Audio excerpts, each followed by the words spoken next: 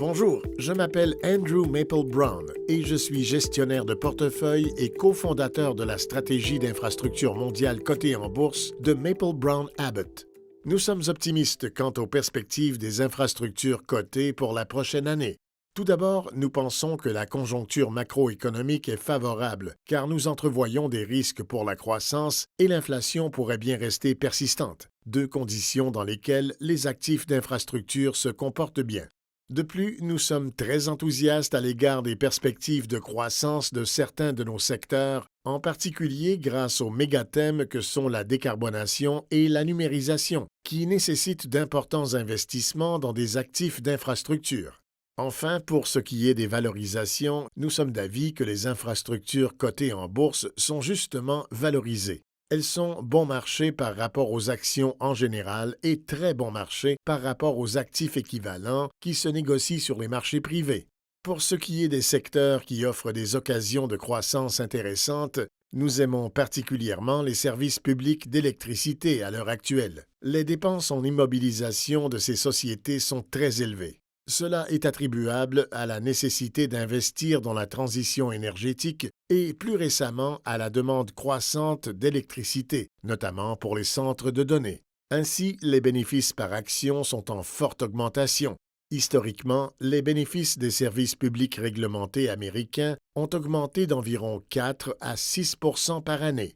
Au cours des 5 prochaines années, nous nous attendons à ce que les services publics moyens affichent une croissance de près de 6 % à 8 %. Nous avons très bien fait au cours des 18 derniers mois en mettant l'accent sur les services publics d'électricité qui sont les mieux exposés à la croissance des centres de données. Toutefois, après avoir enregistré de très solides rendements dans ces titres plus récemment, nous avons transféré les placements vers d'autres services publics qui présentent des valorisations en hausse. Près de 40 % du fonds est actuellement investi dans des services publics d'électricité ou une combinaison de services publics d'électricité et de gaz. Nous considérons que les services publics d'aqueduc sont des actifs d'infrastructure de très grande qualité et nous voyons actuellement de bonnes occasions de valorisation, en particulier au Royaume-Uni. Nous voyons d'un bon œil les services publics d'aqueduc, car ces sociétés devront engager des dépenses en immobilisation à très long terme. Les projets étant de petite taille, ils comportent donc très peu de risques, car les factures d'eau sont généralement très abordables par rapport à l'importance des services, et nous ne voyons pratiquement aucun risque de substitution ou de risque d'actifs abandonnés. Au Royaume-Uni, les sociétés du secteur de l'aqueduc viennent de terminer la première année d'une période de réglementation de 5 ans, de sorte qu'elles ont une période prolongée de faible risque réglementaire. Les sociétés de distribution d'eau représentent actuellement environ 12 % de notre portefeuille.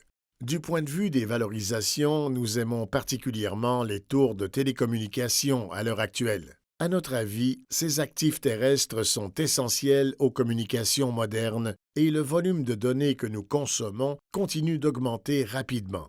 De plus, il s'agit d'actifs à très long terme qui présentent des obstacles à l'entrée élevés et les valorisations se situent actuellement à des niveaux historiquement bas. Près de 15 % du portefeuille est actuellement investi dans des sociétés de tours de télécommunications européennes et américaines.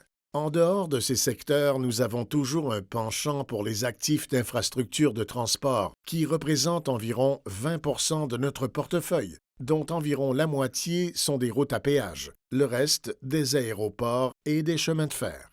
Nous privilégions aussi les actifs qui sont visés par des contrats à long terme. Alors, les actifs renouvelables et les actifs liés aux pipelines représentent environ 10 % de notre portefeuille. Dans l'ensemble, ce sont les raisons pour lesquelles nous amorçons 2026 avec un optimisme prudent pour ce qui est des infrastructures cotées en bourse.